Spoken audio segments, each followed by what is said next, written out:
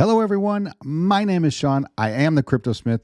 Welcome back to another video on XRP and Ripple. Now in this video, I'm going to give you three different pieces of information and how they are connected and why we want to continue to look at all of the information coming out from Ripple regarding XRP and anything based around the XRP ledger. This is what we're looking for, right? And yes, we're likely still maybe a couple of years away from pay dirt, in my opinion. That's when the utility run really gets going and XRP is being used out there, the XRP ledger. CbdCs are being tested and run in certain countries. That's what we're talking about today. So let's get straight into it. So the first bit of information is about the XRP-based wallet, which is Zum. I have the wallet, easy to use. What's nice to note about the Zum wallet is it wasn't created by Ripple. Ripple didn't have anything to do with this. This was a separate company and a developer on the XRP ledger. So this tells you Ripple is not involved with everything that involves with XRP. There are definitely other developers out there that utilize the XRP ledger to build their own project. Now, Zum-based wallet partners with this company to enhance retail payments. Obviously, payment-based, that's what XRP is designed for. So according to a press release, the XRP-based wallet Zum partnered with the loyalty program platform FreeWorld. The partner launched a crypto payment system in the Netherlands to bridge traditional business with the advantages of digital assets. And you can see here, per the release, Zum and FreePay launched a new point-of-sale payment solution in the European country. The solution will allow companies to push payment, digital coupons, validate transactions with the XRP-based Zum wallet. The first company to integrate the product with its business model is 36away. The owner of the company, I'm not going to try to pronounce the name, stated the following about integrating XRP payments. I like the part where there's no banking involved. To use this innovative and secure payment method, now we're set for future of payments. Right? Where have we heard this before? Future of payments, right? We always identify that with XRP and Ripple. And we hope we have enabled another shop, and we hope we have enabled other shops to do the same.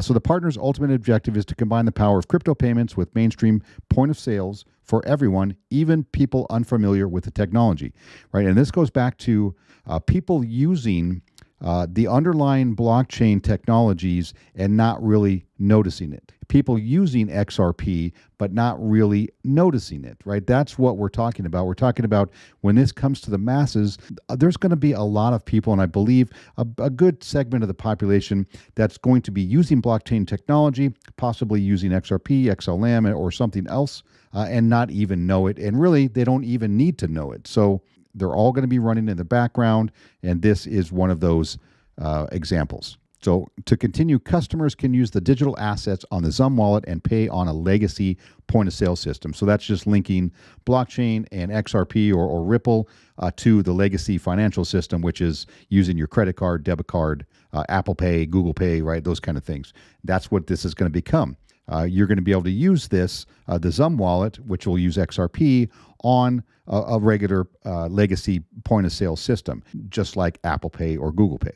The payment solution supports Zum wallet, the XRP ledger, and traditional payments rail via Visa and MasterCard. Thus, merchants can offer customer access to new payment options while retaining traditional choices. Brands will be able to push digital coupons that will be visible in the Zum wallet and will be validated using point-of-sale application and the ledger. This strategy will allow us to bring non-cryptocurrency customers into our world, right? Thus pushing forward mass adoption, right? And that's what we're really going for here. We use that term all the time, mass adoption, because that means at that point in the future when the masses are using it, we are going to see, if you're invested in cryptocurrency, you're going to see that price appreciation you've been looking for a long time. Now, this isn't going to happen overnight. This is going to happen slowly over the next several years, but this is just the beginning. We're still in the beginning stages of this. Now, on to the next one. Ripple expands into the UAE. So Ripple further expands into UAE.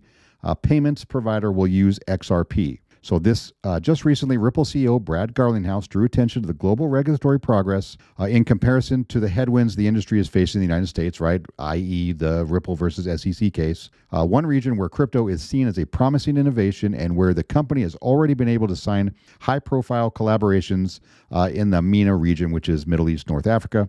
Now, this area, the Saudi Arabias, the UAE, These places are really adopting crypto at a much, much faster rate than the rest of the world, especially here in the US, which we're seeing so much pushback from government agencies. Obviously, there's a lot of things to blame there, like the collapse of certain crypto platforms that are wrecking a lot of retail investors. So I can kind of see why it's happening, but these other countries are just getting way out in front. And today, a new partner seems to have been added by Ripple. Punus Matthew, managing director of Dubai-based Joya Lucas Exchange, wrote on LinkedIn that he had a meeting with Ripple employees, which was Mark Johnson, William Cooley, and Nick Taplin, the leader in blockchain and crypto solutions for enterprise. It was great to discuss how Ripple could be a great enabler for money transfer entities to scale up for affordable cross-border payments, instant settlement, and continuous liquidity access on their with their on-demand liquidity using the XRP platform. We are excited to collaborate with you. And this is always good news, right? When Ripple is reaching out and they're making partnerships or sitting on advisory boards or doing some sort of collaboration with other countries and other large financial institutions in other countries, this is always good news. This pushes Ripple's and the XRPL to much higher and higher heights, and we like to see that. Although Ripple itself has not yet released the official confirmation of the partner, Matthews, I'm not sure how to pronounce it, wording is quite clear. The company will use the XRP-based technology, on-demand liquidity, to optimize its cross-border payments with it. Now, Joyculus Exchange is part of the Joy Lucas Group, a multi-billion-dollar global conglomerate and world-renowned brand in jewelry trading. So obviously, they send, I imagine, especially based in the UAE, a lot of money. They do a lot of jewelry there, a lot of gold, and there are a lot of very, very wealthy people who spend a lot of money on that sort of thing. In terms of cross-border payments, the exchange's website states that they offer a wide range of remittance solutions to every customer and guarantees the best rates. For this, the payment service provider has established several partnerships that allow quick and easy transfers to any part of the world at the best rates.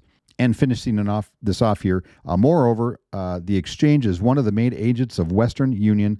It allows customers to send and receive money to more than 200,000 agent locations worldwide, so they're able to send money all over the world. Now let's move on to the third. Will Ripple sign Singapore as its next CBDC customer? So Ripple's defined central bank digital currencies as a key priority in 2023 predictions. We know this because they have been involved recently with Palau, the government of Bhutan, the UK with the Digital Pound Foundation, now Singapore they're talking about, the UAE I just mentioned, Saudi Arabia, Japan via SBI, which is Japan's largest payment provider, South Korea using Global Money Exchange, which is their large payment provider, and of course the World Economic Forum and the International Monetary Fund, where Ripple sits on advisory boards and panels there and advises all of those people who are involved in the highest level of the financial institutions around the world. Mid-January, the fintech company landed the southeastern European country of Montenegro to pilot a digital stablecoin, right? There's another one. Already in the second half of last year, Ripple was able to announce the island nation of Palau, which I mentioned, the Kingdom of Bhutan as CBDC customers. In addition, companies pursuing numerous initiatives around the world, including Digital Pound, where Ripple was involved in the Digital Pound Foundation. In a January panel that was largely overlooked by the XRP community, Brooke Entwistle, Senior Vice President and Managing Director at Ripple, revealed new details on CBDCs. At the Crypto Finance Conference in mid-January, Entwistle disclosed that his company is very active in Singapore. We have a very big CBDC practice. It is now globally based. We actually put 4 people on the ground in Singapore alone, right? Obviously, they are working with Singapore for CBDCs. And then it goes on, in addition to the statement about Singapore, Brooke Entwistle shared other interesting comments about Ripple's CBDC strategy. It's an important effort. It's an important suite of products, the executive said. We've determined that in addition to our payments business, CBDCs are a very important piece of what we're going to do. Here it mentions Bhutan. Our first memorandum of understanding, which is an MOU, is the Kingdom of Bhutan, a very a very forward-looking king, technology advanced, and he wants a better way of moving the kind of value around the country, whether it's payments or other stuff, but it's a system to set up that they can eventually have remittances back in the country as well, right? Every country is going to want their own CBDC. I've talked about this before. I think this is probably a well-known idea.